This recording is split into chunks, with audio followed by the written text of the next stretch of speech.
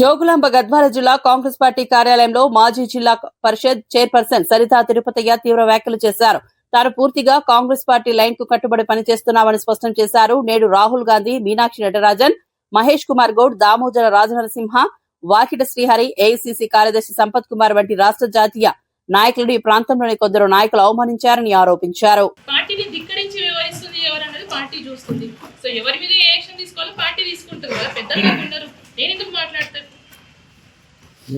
చెప్తున్నా కదా, ఇక్కడ ఉన్న వ్యవహారాన్ని బట్టి పార్టీ నిర్ణయించింది. కొన్ని పార్టీ నిర్ణయాన్ని నేను కట్టుబడి ఉన్నా, నేను దాన్ని ధిక్కరించలేదు. సరే, ధిక్కరించిన వాళ్ళ వ్యవహారం అడగండి. నేను పార్టీ మాట నిలబెట్టా, వాళ్ళు ఇచ్చిన మాటని కాదని నేను 7 అంటే 7కి నామినేషన్ ఇచ్చిన. పార్టీ మాట తప్పలేదు. ఇంత జరిగిన తర్వాత కూడా మీకు పార్టీ ఏం జరిగింది? పార్టీ నన్ను మోసం చేయలేదు. నా ఫోన్ ఇటు నేను పెట్టింది, ఆమెనే పెట్టింది. ఇది ఎప్పుడు పెట్టింది కూడా చూపిస్తాను.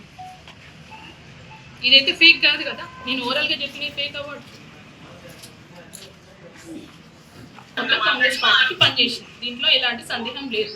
అలాంటి వ్యక్తికి కూడా ఆ ఇచ్చిన 7 బీఫామ్లలో నేను ఆ వ్యక్తికి అయితే బీఫామ్ ఇయ్యను అని ఎమ్మెల్యే గారు కరాఖండిగా చెప్తే, ఆ వ్యక్తితో పాటు వాళ్ళ అమ్మ వాళ్ళ భార్య వచ్చి చిన్న పిల్లల్లాగా నా ఇంటికి వచ్చి ఏడ్చింది. నేను వాళ్ళ కోసం స్టాండ్ తీసుకొని కొట్లాడినా. ఆ రోజు పొద్దున కూడా 11 నెంబర్ మాకు కావాల్సిందే, పడకండి ఇసాక్ అన్నకి బీఫామ్ ఇవ్వాల్సిందని కొట్లాడితే బీఫామ్ నెంబర్ వేసి పంపించిండ్రు. ఆ బీఫామ్ నెంబర్ నిన్న మీకు అంటే మీ చెప్పిన నెంబర్లలో చెప్తాను. కానీ చివరి నిమిషంలో ఏం చేసిండ్రో, ఆయనని ఎలా ప్రలోభ పెట్టిండ్రో నాకు తెలీదు. ఆయనని నేను నామినేషన్ చేస్తలేను, నేను బరిలో ఉంటలేను అని ఆన్సర్ చెప్పిండు.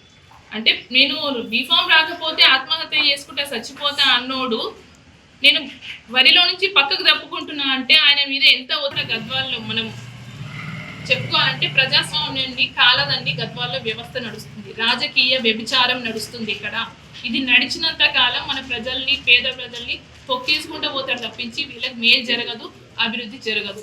అది జరగాలంటే ప్రజల్లో మార్పు రావాలి. ఆ మార్పుకి పునాది మన గ్రామ పంచాయతీ ఎలక్షన్లలో జరిగింది కాబట్టి ఈ బీఫామ్లలో మాకు ఈ మోసం జరిగింది, దీంట్లో ఎలాంటి సందేహం లేదు. అధిష్టానం మాకు అవకాశం ఇచ్చినా ఇక్కడ మోసం చేసి గ్రామ పంచాయతీ ఎలక్షన్లలోనే వాళ్ళకి ఒక్క పథకం రానియకపోయినా, ఏం చేయకపోయినా 52 సర్పంచులు వాళ్ళు గెలుచుకుంటామే. మళ్ళీ ఇప్పుడు మా పరిస్థితి ఏందో అన్న భయానికే ఈ కుట్రలన్నీ పొందిండ్రు అనడానికి నేను క్లియర్గా చెప్తాను. ఏం లేవు, నాది కాంగ్రెస్ వర్గం అంతే. ఇక్కడ సత్తమ్మ వర్గం లేదు, కాంగ్రెస్ పార్టీయే ఉంది. ఇప్పుడు ఆయన కాంగ్రెస్ పార్టీ నాకు బీఫామ్లో వచ్చినాడని ఆయన అంటుంది మేడం. బీఫామ్లో వచ్చినంత మాత్రమే అయిపోతుందా? ఇల్లు అలకంగానే పండగ కాదు కదా. ప్రజలకు తెలుసు కదా ఎవరు కాంగ్రెస్ పార్టీ, ఎవరు అది, ఎవరు మంచి చెడ్డ అనేది వాళ్ళు చెప్పిస్తారు కదా ఏంటన్నది. మీ తరఫున ఎంతమంది 37 వార్డులలో నామినేషన్ వేసి ఇక సరే పరిస్థితులు తెలుసుకున్నారు. కొంతమంది డ్రాప్ అయ్యారు, కొంతమంది ఎవరి దారి వాళ్ళు చూసుకున్నారు. నాకు మిగిలిన వాళ్ళు ప్రజెంట్ ఇండిపెండెంట్ కంటెస్ట్ చేసే వాళ్ళు ఒక 15 మంది ఉంటారు. వాళ్ళకి ఎట్లా ముందుకెళ్ళాలనేది మేము ఆలోచన చేసుకొని ముందుకెళ్తాం. పిసిసి గారి